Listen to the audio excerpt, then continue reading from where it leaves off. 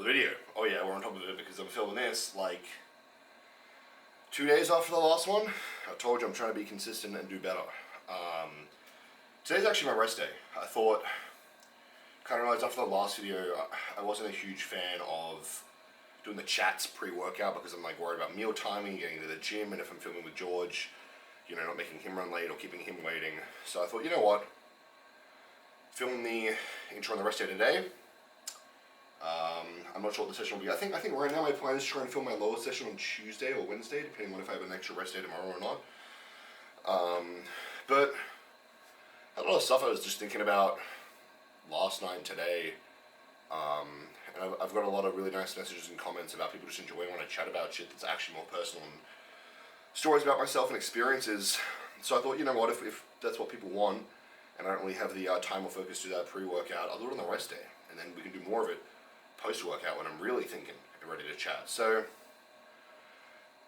I guess I'll start off by talking about what prompted the idea to have this chat. I'm doing a Q&A today on my rest day. As you guys know, I love doing this on my rest day. Today I've really been trying to hammer through as many of them as possible, and I got one that asked about my relationship and a few other things, or my last relationship and a few other things, because I've never been very public with relationships with media, because one, my page is about me and my performance as like an athlete and everything else, and two, I really don't like the idea of like having relationship issues that are impacting my media and everything there. Like, I'm sure a lot of you guys have seen like Luke MC and his partner broke up a little while ago, and you just see comments on both their pages, you know, fucking harassing them or trying to make stuff out like it's not to be, and name calling and gifs of each other and saying they're feeling or experiencing X, Y, Z, and I can't think of anything worse. I mean, imagine going through a breakup and the whole world has their 2 cents to give and is reporting on it and this and that. So for the most part, I've kept that pretty private, and then I also believe, like, I don't know, I suppose up until recently, there were certain stories and things I didn't want to talk on because I just didn't feel like it would be something people care about, but recently, with I guess how videos have performed, I get a better idea of me and how I think and function and relate to me better when I do. So I have this Instagram Q&A about like my last relationship, which ended somewhat recently, and I thought, you know what, like, let's talk about it. This is a universal experience. You know, everyone has partners and breakups, healthy relationships, healthy breakups that are really sad, unhealthy breakups, toxic relationships, everything else. And I think one of the things that I was thinking about last night and a little bit this morning is one of the things I guess that I find, and it's just a part of relationships with partners, but in my life in general, is people see what's on the outside of me in terms of, you know, I'm in shape, I've got the media page, I've got a business, I'm doing pretty well for myself, I'm strong, and all this other stuff. And at least in relationships, and sometimes with friendships as well, they attach like the personality they picture me to have to me, and it's just not who I am. And that probably gets very frustrating and upsetting for them. And then beyond that, there's an expectation for me to change who I am. Not, you know, there's good ways you can change as a person. You know, maybe you don't do the dishes, you leave dirty dishes around the house, and your partner says, hey, I need you to change as a person and pull your weight into the dishes. That's a fine thing, but I mean more like, I'm just not who they want me to be. And I think, I'm thinking about this a lot. I spent so much of my teenage years, due to being so heavily isolated and made fun of by, one, just not being very close with my family, and two, in my schooling life, not really having a lot of friends, and the friends I did have still not really understanding a lot of what I did or what my ambitions were, albeit they did try to be supportive.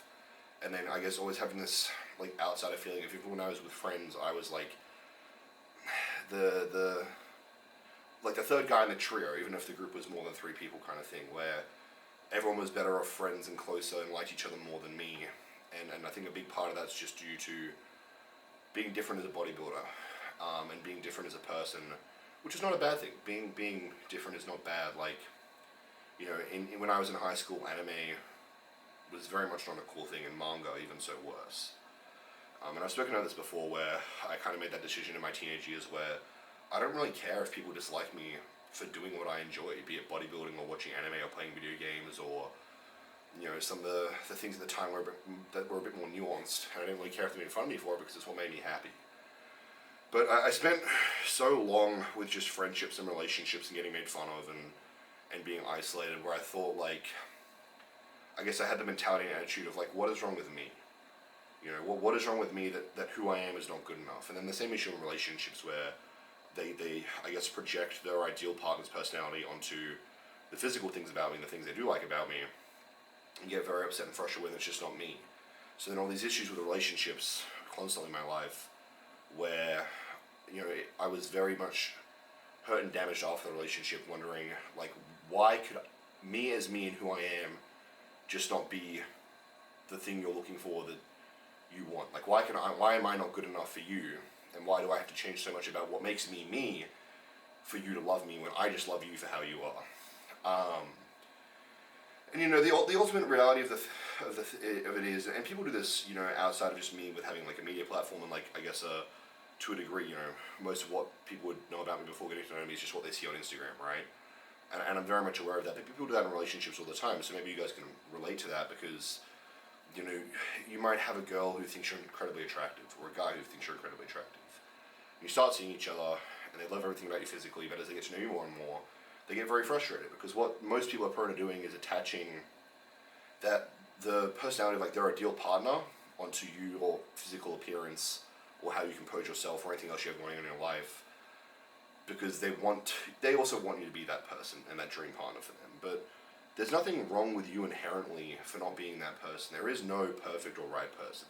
There's great matches and great connections, and everyone has the person, but the reality of the situation is, like, you should be you, and you shouldn't be trying to be anything else because it's what someone else wants you to be, whether it be to fit in with friends, or to have a relationship and keep your partner happy. If your partner doesn't like you for you, they just don't like you, unfortunately. They might think you're attractive, and that's lovely, and they might like certain parts of you, but if, for the most part, your partner is not just happy with you as you are, in a positive sense, again, there's always areas we can improve just as a person and like in our relationships, they just don't love you for you. And that's why you see a lot of relationships like crash and burn and stuff. But I know for me at least, like, I spent so many years trying to figure out who I was, with a lot of identity issues as well, because I'd bounce between so many different personalities and forcing myself to do things that I just didn't want to do to try and make someone else happy, or try and be the person they wanted me to be, before I guess I reached an emotional breaking point of burnout, where I was just like, I don't care. Because I would rather be alone for the rest of my life, but I know who and what I am, and I'm proud of who I am, and I love who I am, and I get to do things I want to do that I love and make me happy. And I really encourage you guys, because I see a lot of really young guys in particular sit there after breakups, being accused of XYZ that they might feel isn't true, being called names, personal insults get thrown because people are hurt and they're lashing out. But there's nothing wrong with you because you didn't meet someone's expectation of what they wanted you to be. And I guess in like a fitness industry sense, I see it all the time. I've seen people I coach, or I meet in the gym, or I just meet out and about, or that even compete in sports, where you're just like, dude, if you could change XYZ, you would be phenomenal. You would be one in a trillion human history outlier. But if it's just not what they want to do, that's just not them. You can't make them do that. People always talk about Ronnie Coleman as a prime example of peak genetics with like one peak work ethic. But if he didn't want to do all the stuff he was doing, you can't make him, you can't resent him, because that's not who he was, and he didn't want to go to the gym, and he didn't want to eat and do all these other things. And it functions the same way in friendships and relationships and all these other things. I've lost friendships. I had a friend group of my high school friends and I can't remember if I've told this story before or not, but I'll tell it again just in case, or maybe it's your first time hearing it, if you didn't hear it last time, or if I've never told it. My high school friend group, which is a very small group, and I love these guys like they were family, because I was very athletic growing up, so they're pretty much all I had. We had a period a few years after graduating where I was coming out of a really bad spot in my life, which I think I'll talk about at some point, most likely in the UK with David, because I've spoken to David about these things, and he thinks it's a good thing to push out to you guys, because it's something that a lot of people will resonate with and find peace and peace with, because they'll understand they're not alone in these experiences. But it's a story for another day. But basically had this night where I was just sitting on my PC playing some games with these friends, and again, I love these guys like they were brothers, every single one of them. We'd fight, we'd have arguments, you'd play favourites for like certain months and swap between who's your favourite friend and whatnot, but at the end of the day, love them all like they were family. And we're sitting there playing the games, and one of them goes to me, man, like, I just need to tell you, we've all hated you for the last, like, 3 years. None of us like you. Which, as a teenager, was my biggest fear and insecurity. Again, having that deep-rooted feeling of, I'm the third person in the trio. I'm, like, the outsider that doesn't really connect with the group as much. And I was like, oh, that's... Can I ask why? He's like, well, you don't go to clubs with us. You don't go out to the bar. You don't drink. If we're going to do recreational drugs and stuff, you don't do them. You're busy and you don't come to hang out as much as the rest of us do. And I was like, well, look, man, at that time, I'd spent the better part of those last 2 years working 80-hour weeks, which I think I've spoken on before. I would wake up, I would go work as a gym manager for a 9-hour day, and then I would personal train in the gym for 4 or 5 hours afterwards, after the gym desk had closed, all the admin stuff had closed up. I would drive to the gym, and you guys would remember from the OG videos, I'd be sitting in the gym 10 p.m., 11 p.m. eating my meal, which is when I would film my intros. I would train until 1, 2 in the morning, go home and eat. Probably a lot of nights fall asleep on the couch, food in my mouth while eating, just from being so burnt out and exhausted from living like this for so long. And I did that 6 days a week, and my 7th day was my rest day, where I would spend 7 hours meal prepping like 50 plus meals for the next week, because it's the only way I could bodybuild. And I go like, man, my sport and my career it's a very big commitment. That's a 24/7 job, and then beyond that, I'm also working basically 2 full-time jobs as well. Like, it's not a matter of, and I've explained this guy to you, like, I wish I could go to the beach around Christmas time and sit in the sun with my mates and have fun and go get a burger and just relax. I actually don't want anything more than that. That would be lovely. I just can't, because my commitments to my ambitions. It's not like I don't want to. And he was like, oh, but you need to be more flexible, this and that. And the unfortunate reality of, one, who I am as a person, being slightly, I guess, OCD and neurotic towards bodybuilding, and understanding that every meal and every rest day and every hour of sleep and every set and every rep is like a step on a staircase, and at the top of the staircase is my ambition, and every step matters. And he's like, yeah, for the last 2 years, like, whenever anyone asks about you, because at that point I started, I guess, developing a media platform, so I guess my name was getting out there, we tell them we hate you and this and that. And then he basically was just like, if you want to be friends with us, we want you to be this thing that you're not.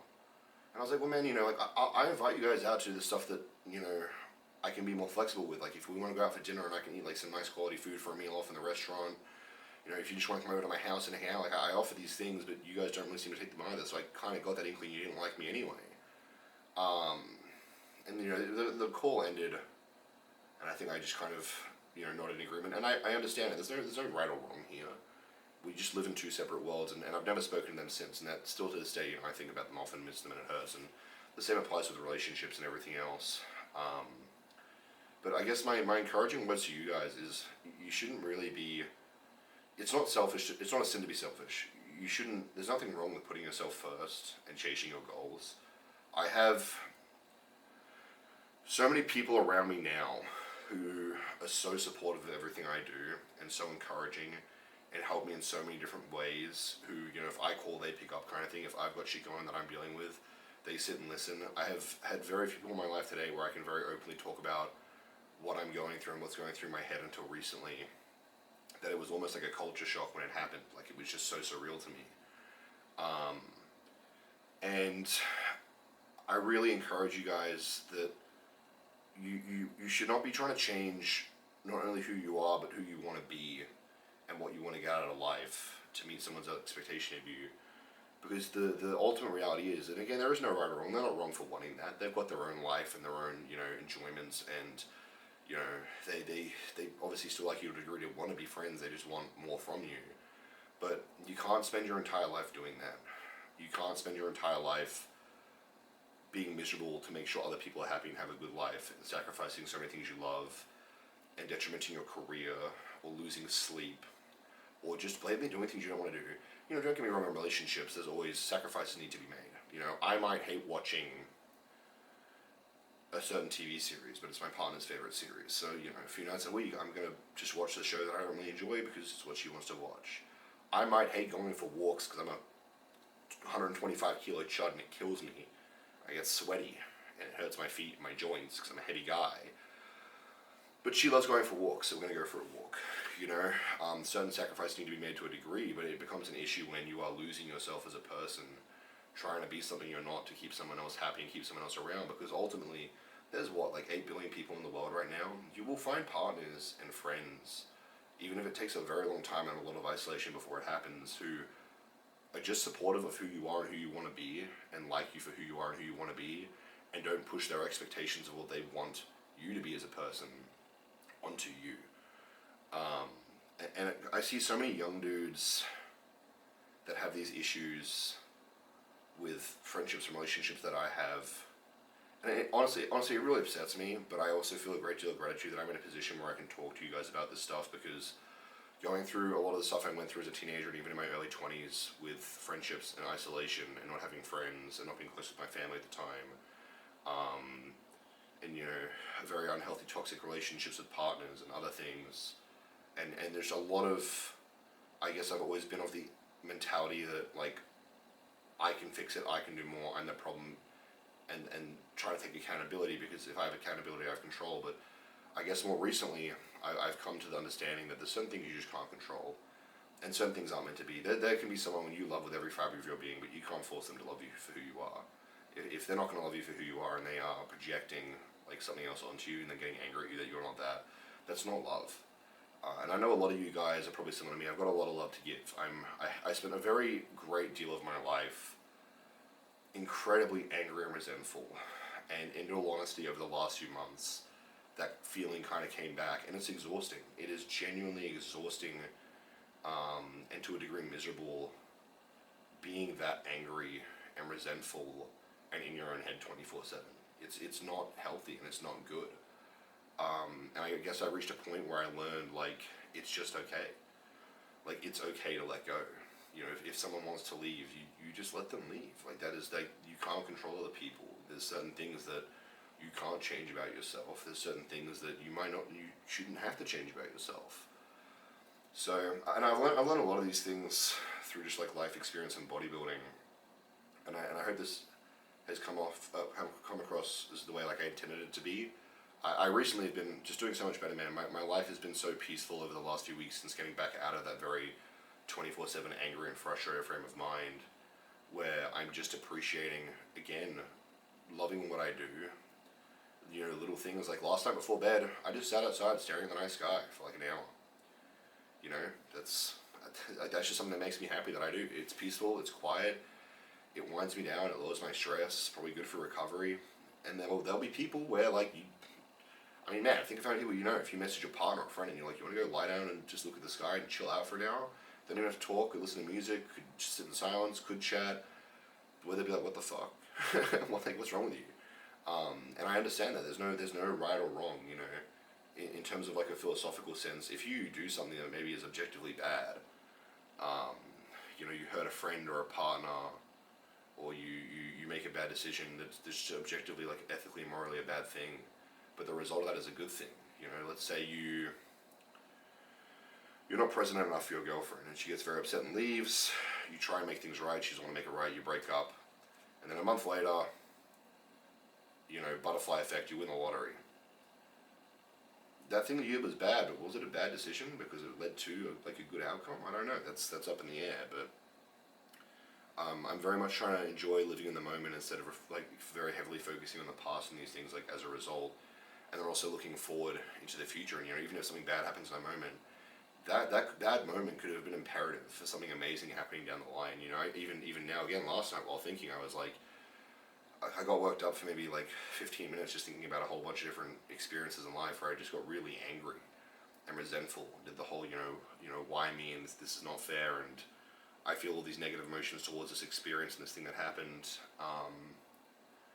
And then I kind of like paused and just everything faded away, and I was like, I would not be here now without that butterfly effect. My life could have had an entirely different path where, I'm not in the position I'm in now, where I'm making some of the best progress in my life. I'm heading to the UK in 5 weeks. I've got all these great people around me. So, and I've made a very, very large number of objectively bad decisions in my life, both morally and ethically. A lot of mess ups, a lot of things I do just honestly regret. But part of that regret is also not there, if that makes sense, because I know it's led to who I am now, which is not the same person I was when those things happened. So I encourage a lot of you guys to I guess just appreciate yourself more and what you have more, and give yourself the opportunity to actually do the things you love and enjoy, and give yourself the opportunity to be a little bit selfish sometimes.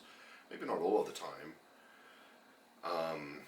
but that's, I guess that's just the thing that's been on my mind, that I was kind of eager to helps me with thinking and processing things, to look at them logically as opposed to like a really like volatile emotional state, and like articulate into the camera the same way I would to a friend, because a lot of you guys are like friends to me and family to me. You know, when I started getting a following, and I would literally respond to every single message and comment, be it positive or negative, because it's like that's all I had. And I still don't have a lot now, man. I've got a very small circle. I'm a very quiet person at heart. I don't normally have a lot to say, despite the big yaps at the start ends of the video. But if there's one thing that I really want to pass on to, I know a lot of you younger guys who've had a lot of similar experiences or are going to have similar experiences, or maybe going through it right now, it is that. And a lot of things will suck in the moment, and maybe they'll still even hurt in a few years' time. But you're only gonna ever have the good things that you get as a result of that, from that bad thing happening, whether it was your fault or not. And if it was your fault and there was something bad that you did or a bad decision that you made, it's just an opportunity to learn and grow and try not to repeat it. And you might even repeat it again. You might repeat it 5 times, 10 times. But as long as you're keeping in the back of that mind, you're taking that accountability and having that self-awareness, your tears don't absolve you of your sins, kind of thing. And the wolf that cries when it bites is no better than the wolf that doesn't. But it is an opportunity to never bite again. And that might take a lot of time. You might bite 10 more times before you stop biting. But it's still an opportunity to learn, and you've got to give yourself that opportunity through a lot of introspectiveness and a lot of self-love. It's a lot easier to hate and dislike yourself, especially if you're involved in something like bodybuilding, where being overly self-critical is like a huge part of it and borderline a requirement. I just see a lot of people online not being grateful enough for the bad things that have happened, all the bad decisions they've made that have led to where they are now, and not giving themselves enough credit because they feel frustrated they may not be where they want to be. But I guess that's just my thoughts for today, on my rest day. I'm doing great, I'm feeling great. I'm very, very tired today. I had a bit of a headache, but I've just been chilling all day. Got a nice little haircut, nice little beard trim, feeling nice. Was getting a little scruffy. I may as well say, I guess we'll call it there, and we'll get into a workout, because hopefully this will be leading into a full lower session, even if it's just me filming on the camera, if George is not available to film, or maybe it'll be an upper session, whatever it is. I've ranted long enough. I hope you guys enjoyed, and that was like digestible and not just senseless yapping. Enjoy the session, and we'll chat again after.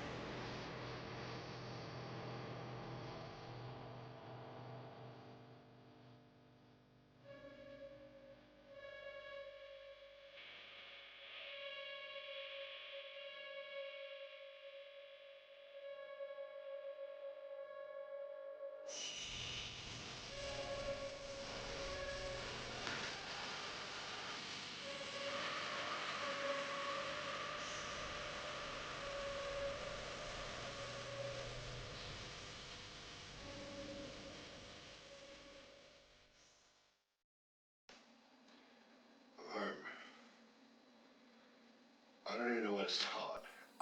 Okay. I guess I'll cover a bit more of the like technical side of the lower session. So obviously, as you would have seen, adductors, 4 sets.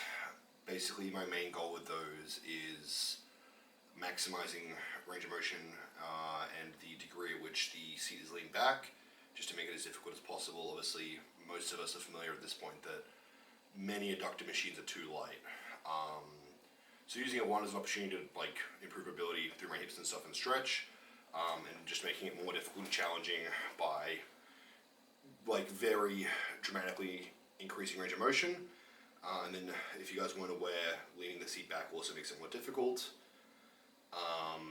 And then I'm just doing, intensity modifiers, basic stuff. So like holding length and position, but I'm still under tension in that position. So when I set the machine up, the bottom position there is still like a fair bit of load. It's not like it's the weight is sitting on the stack and there's no tension.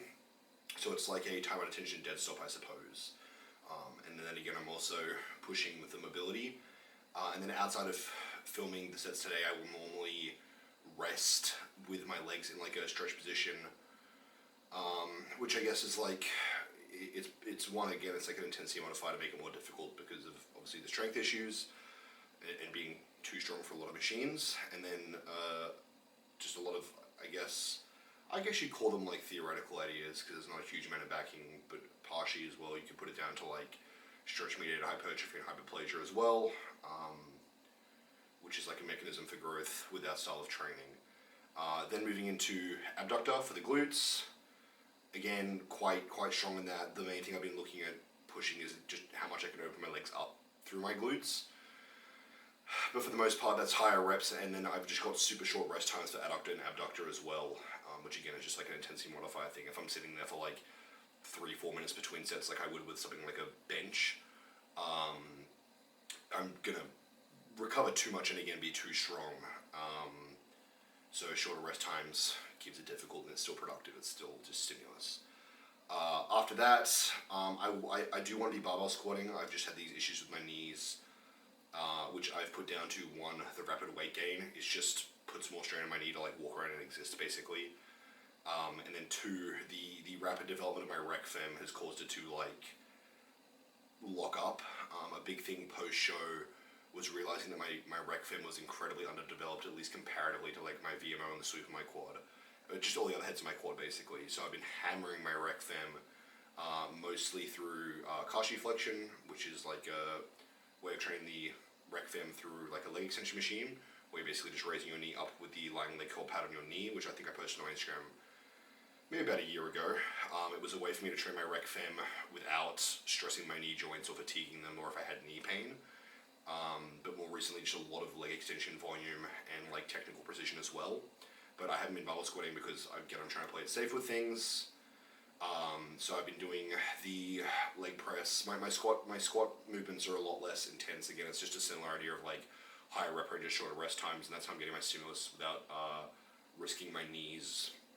Not just for the sake of like an injury, but just for like general comfort day to day. Obviously, training under heavy load with the size of my joints, because they're all very small, like I would just be in agony walking around the days after really heavy squats, regardless of whether I use sleeves, wraps, or roll, or any sort of squat pattern, be it like a pendulum squat, a hack squat, a leg press, or anything else. So ideally I want to be back to doing barbell squats before the leg press, but for now it's just the leg press, and I'm doing a few extra sets. After the leg press, it's leg extension. The other thing with the leg press as well is I've been trying to be a bit more technical about my weight distribution through my feet. I've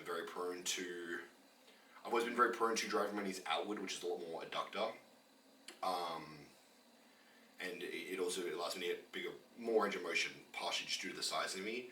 But recently, to avoid the knee pain and take the strain off my knee and my quad tendon, I've been driving more through my big toe, basically, is the cue I use.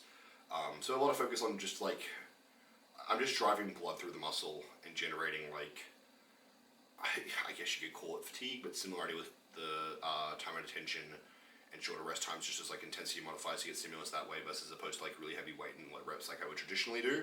So it's a safe way for me to grow my legs without the associated risk and just like day-to-day pain.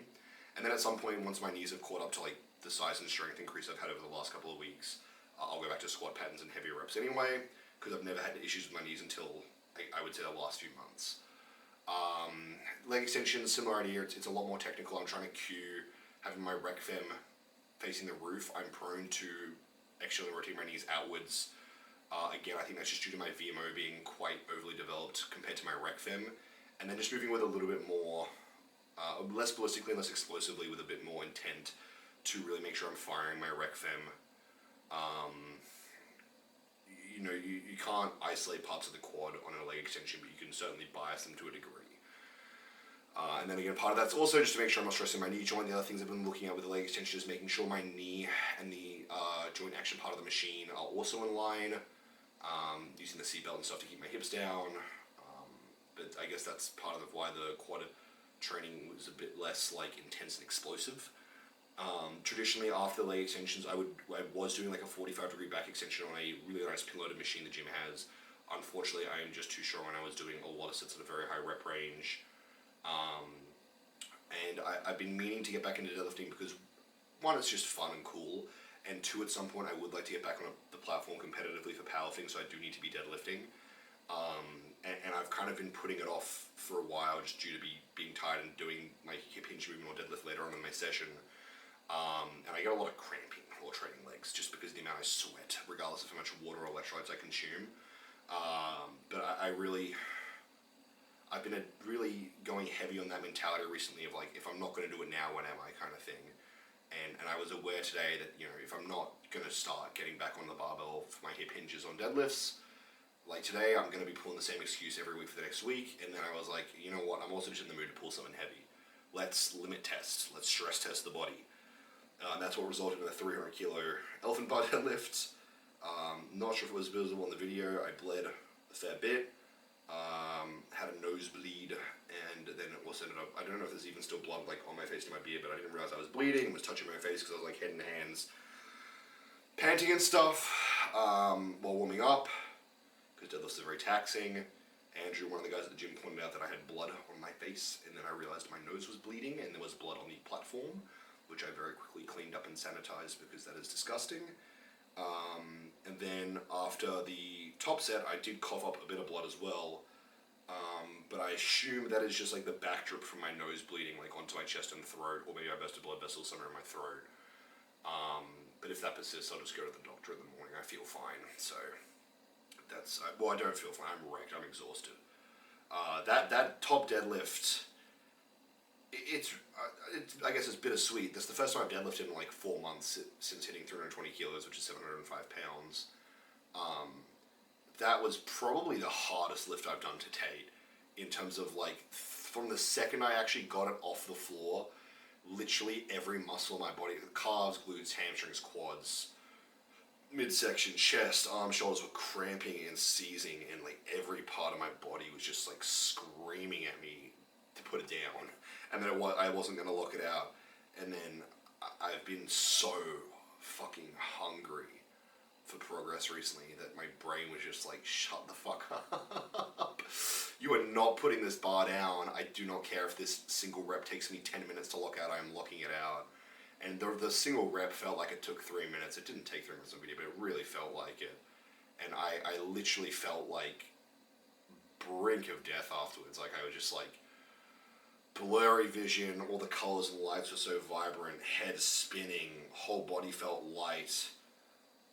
God, I love that feeling. It sounds like a terrible thing, but I genuinely love that feeling.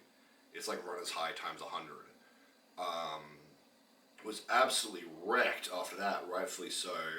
Packed up all my stuff, leg extensions, seated leg curls, lying leg curl, seated calf raise, standing calf raise, abs.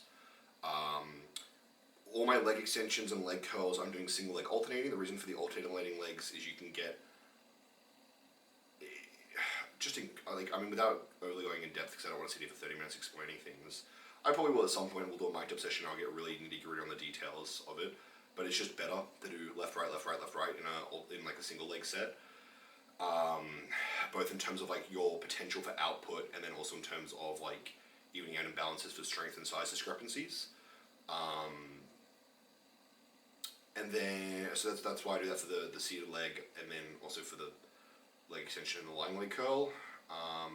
I'm also doing something where I'm keeping my legs locked in on the leg extension and the seated leg curl and lying leg curl between sets as well, which again follows similar principles. One, of making it harder because I'm too strong in the movements, but two, again, similar ideas to what I mentioned on the leg press with like stretch-mediated hypertrophy, time of detention, and hyperplasia through like inflammation and swelling, basically.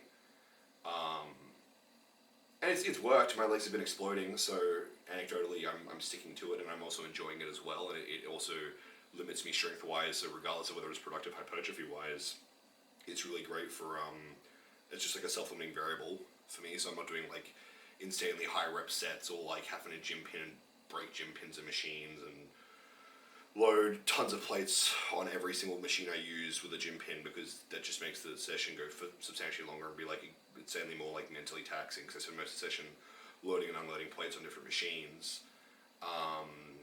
And then you just seated calf raise, standing calf raise. The seated calf raise I do bilaterally. The standing, which I do on the leg press, I do single leg alternating, but I will keep both feet on the platform so I have stability. I would just only drive through one calf at a time. Just thought I'd clarify that in case it wasn't apparent in the video. And then I didn't film abs because it's just not the most exciting thing in the world.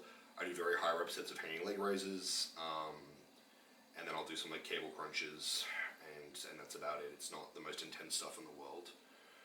But that's the full lower session at the moment. And I'm completely wiped out. I actually feel like borderline drunk from like exhaustion from that session.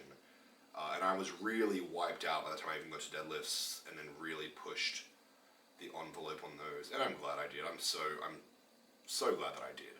Yeah, it's a bit frustrating that like 300 kilos, 660 pounds was so difficult, despite being like my peak body weight and strength. But considering I haven't deadlifted in 4 months and I also hit them like quite late in the session compared to hitting them first, pretty happy with it. And honestly pretty keen to keep pushing those over the next few weeks and like really getting back into them. And then once I've got the neurological adaptation, hopefully I can get some crazy PRs in the deadlift again. But man, I had a bunch of stuff I wanted to talk about, and I'm like brain empty, and I was concerned I would start like nonsensically rambling because I'm so fried. And it is like 10:30 p.m. and I want to quickly edit this video and start it uploading tonight because I've got to get up early to go to the physio tomorrow morning. Just for maintenance work. There's no issues at the moment. Forearm's doing much better. But things have been progressing very, very quickly. I don't think I mentioned it at the start because I filmed the intro on my rest day. But I am back up to 280 pounds, or just shy of 280 pounds. I'm up 126 kilos, which I think is like 279 pounds.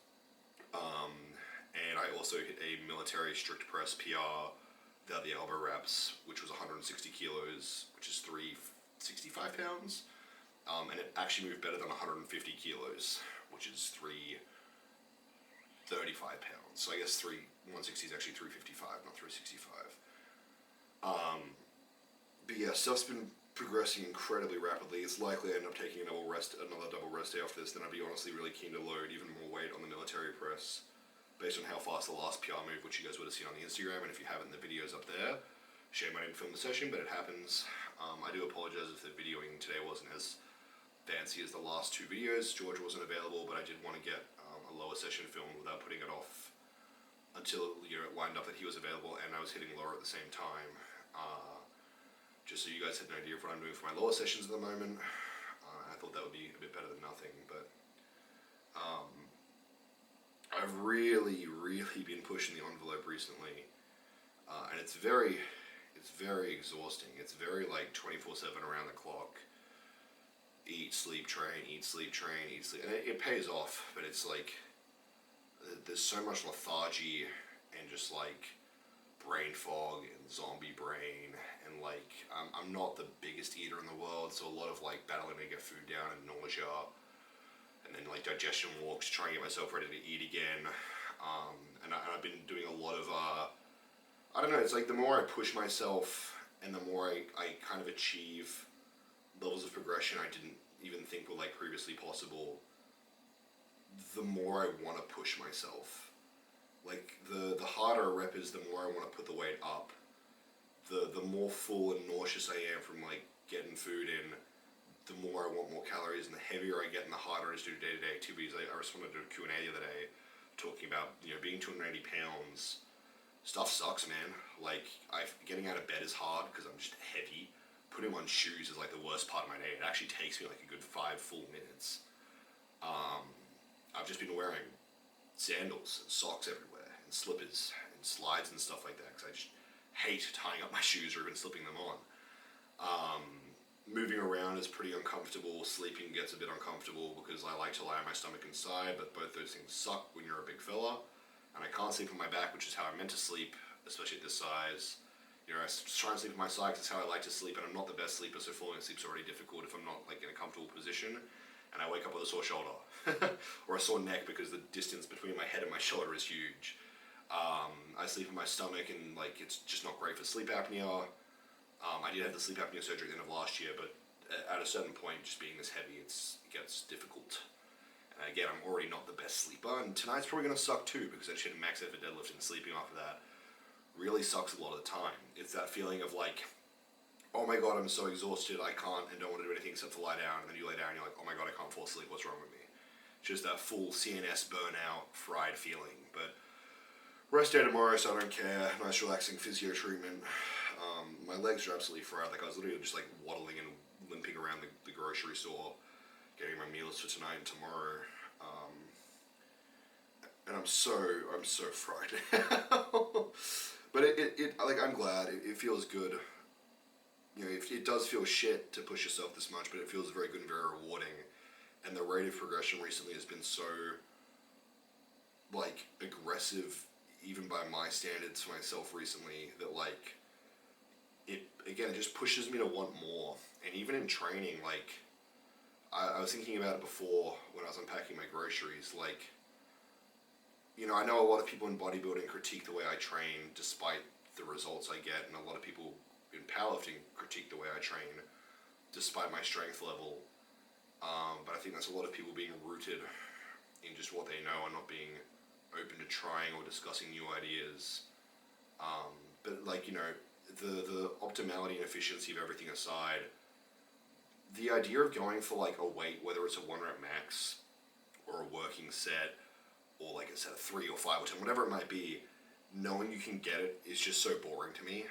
What really gets me excited is going for a weight that you just don't know if it's there or not. And I was chatting to one of the followers on Instagram the other day, you know, about how amped I get after some of my PRs. And you know, I was like, everyone's very different. There was a guy back in the 2010s who did the animal cage, and they nicknamed him the Ant because of his insane body weight to deadlift ratio. And he would cry like full streams of tears while deadlifting. Like some people like to scream and yell before their sets. I'm very quiet before my set. Some people lose their shit after. Some people, you know, just don't react at all, but maybe it hits them later that day. You look at like, you know, Ronnie Coleman won his first Olympia and he fell to his knees, basically blacked out and was just on the floor for a couple of minutes. Jay Cutler won his first Olympia and he was like deadpan. But then, you know, he tells that story where he was at home with his wife that night and he just sat up all night being like, holy shit, I'm Mr. Olympia. Because it just didn't hit him yet. So, you know, everyone processes things differently, and the gym and PRs and everything else means different things to everyone. I know I've had my fair share of backlash for how I react to some PRs. But I understand it's just a matter of perspective. Like what the gym and those lifts mean to me is not going to mean the same to someone else, and I understand that can be quite hard to understand someone else's feelings and attitudes towards it. But genuinely, like to me, this is absolutely everything. Like bodybuilding and the gym and these lifts and these PRs is absolutely everything to me. And that, I guess that comes out, and you know, having had so much self-doubt and insecurity towards like my genetics and my potential in bodybuilding and powerlifting and my potential in terms of strength, and just a lot of self-doubt towards myself with the gym and training, despite it really being what I wanted to do, not just as a career, but like throughout my entire life. Like I always knew, even if I never did well as a competitive bodybuilder or powerlifter, it would still be something I would execute as if I was a professional in terms of meals and sleep and lifestyle, because it's just what I enjoy. But to me, a lot of those PRs, and I think I've said this before, are like a confirmation that I can. And I find like I've constantly over the last few years really pushed past what I thought I was capable of physically, and maybe even what my body wanted to achieve physically.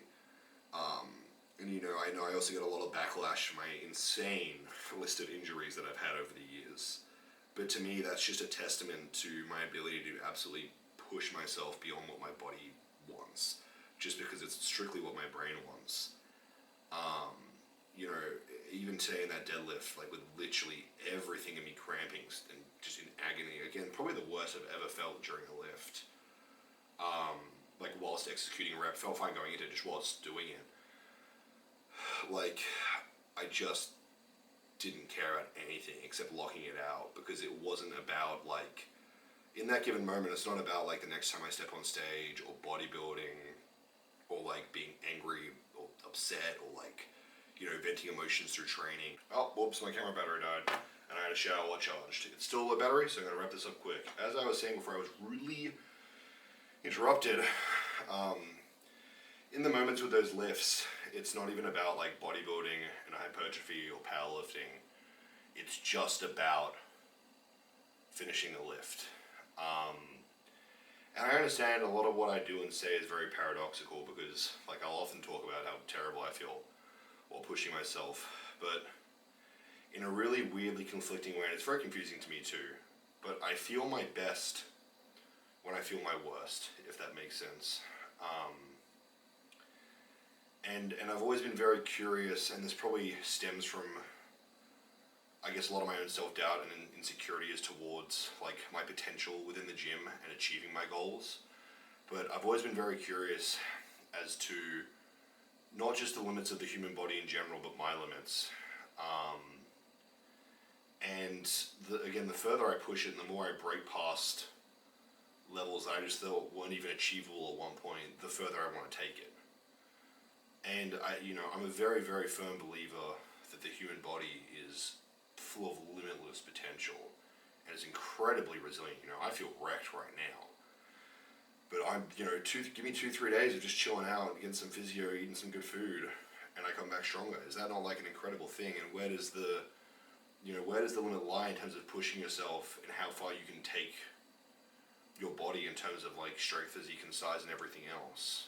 And I've always said to me, like, hypertrophy and strength are far more a psychological thing than a physiological thing. And the limits of where you can take it genetically, to me, lie a lot more in terms of psychology than in physiology.